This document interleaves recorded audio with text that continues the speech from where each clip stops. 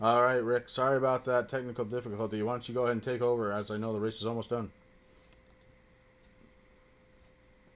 Yeah, Chris, we're at lap 94 right now. Right now, Scott Naslund in that number 33 car is the leader, and it looks like a caution just came out here. So lap 94 of 100 at Iowa. Caution just came out. Scott Noslin, your leader. Well, depending on how bad the accident was, that could be the race. I think they've been doing about 5 laps per caution so far.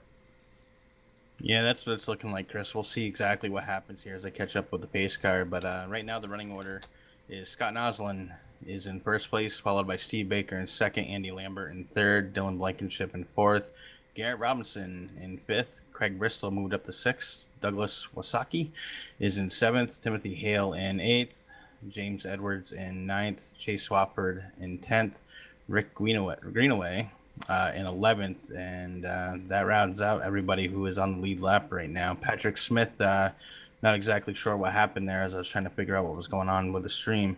Uh, 14 laps down right now. Ouch. That hurts.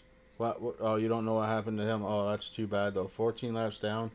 What was the leader when we had our little technical difficulty? Now down laps. Nothing you can do about that except for come back next week and try again.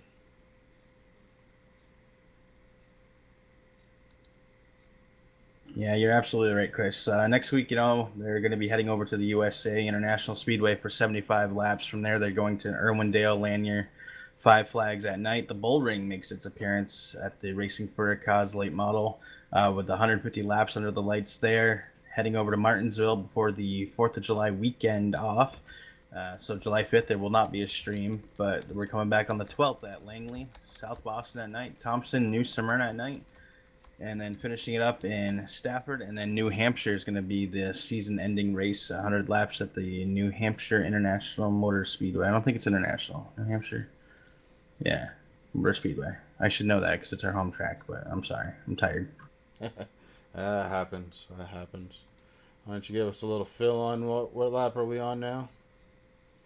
Right now we're sitting at lap 97. Chris Scott Noslin, as we said, is the race leader, followed by Stephen Baker. The lights are still on the pace car, so I'm not exactly sure what's going to happen here. Okay. Either way, it should be interesting to see. I wish I could see it. That'll be interesting to hear what you got to say about it when it all comes to an end. Hopefully, this is not an ongoing problem, and hopefully, it truly was just an OBS issue. Um, Definitely the first time we've ever had a crash. So, Yeah, we have a couple of factors here. Being up here in Vermont, we've been blessed with 60-degree, unfortunately, damp weather. And today was the first day that it really got kind of hot and humid there. And as you know, and everybody else knows, computers don't like heat, so that could have been a factor. But right now, Chris, it's looking like it is an OBS issue, according to a bunch of Twitter things that I'm seeing right now coming up. yeah, it's too bad. I was really hoping to bring the end of that race. That race was getting really exciting. And you know what? It's still not done. So, there might be a lap or two shootout. That'd be interesting to hear. Yeah, the pace car and the drivers are heading out of turn two, coming into the backstretch. The lights on the pace car are still on at the moment.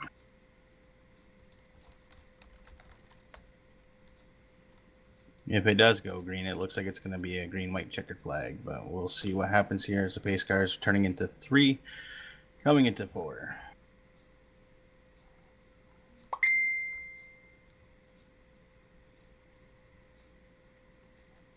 And while we wait here and see as the car's coming into four, I want to remind everybody there that, you know, Racing for a Cause is running two series during the summer months. We have the K&N Throwback Series running on Monday nights, which will be broadcast here as long as OBS finds out what their issues are.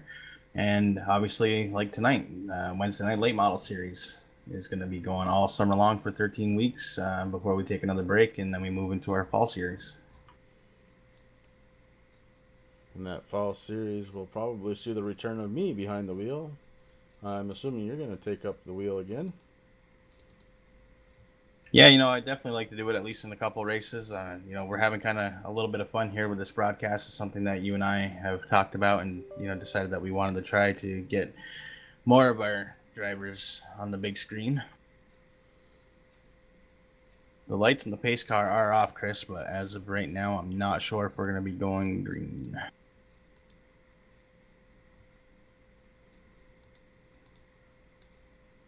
The pace car does come off on lap 99. Scott Naslund takes off, gets a really good start. Steve Baker moves in right behind him there, trying to keep his second place spot, followed by Dylan Blankenship and Andy Lambert. Right now, the cars are just kind of going around. Everyone's trying to take it nice and easy. Steve Baker's moving on to the inside of the number 33, but he does not have what it takes to get past them at this time.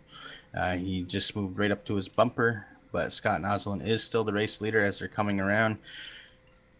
And Steve Baker moves on to the inside. It looks like it might be very close, but no, it looks like Scott Naslund is the winner tonight. So the 33 car, Scott Naslund, takes the win in the start of Season 3 late model Racing for a Cause series. Great job, Scott Naslund. Great to see you up front. And I know he's one of our cleaner drivers out there. And sometimes that pays off.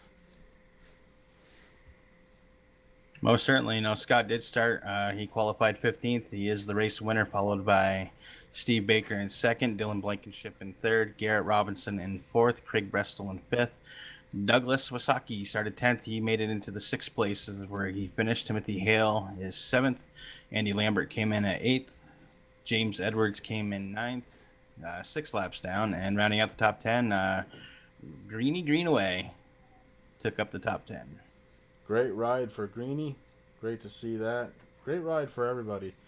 Normally, we would run an interview with our top 3 drivers, and we will get back to that next week. This week, I don't trust my computer anymore tonight. Don't know if it's my computer. I don't know if it was OBS or some kind of combination. Ladies and gentlemen, thank you for coming out and watching. Really appreciate that. I want to thank all of our drivers. I really am sorry that we had technical difficulty. Hopefully we can clear that up, whatever that is. And we'll be back next Monday night, Rockingham, K&N Series. We'll be doing it live. Rick and I up in the booth. Until then, this is Chris, and that's Rick over there, sitting in the booth with me. Junior, I hope you have a good night. All of our drivers, all of our fans, have a great night. Yeah, you too, Chris. Thanks for everybody for coming out, and we'll see you Monday night.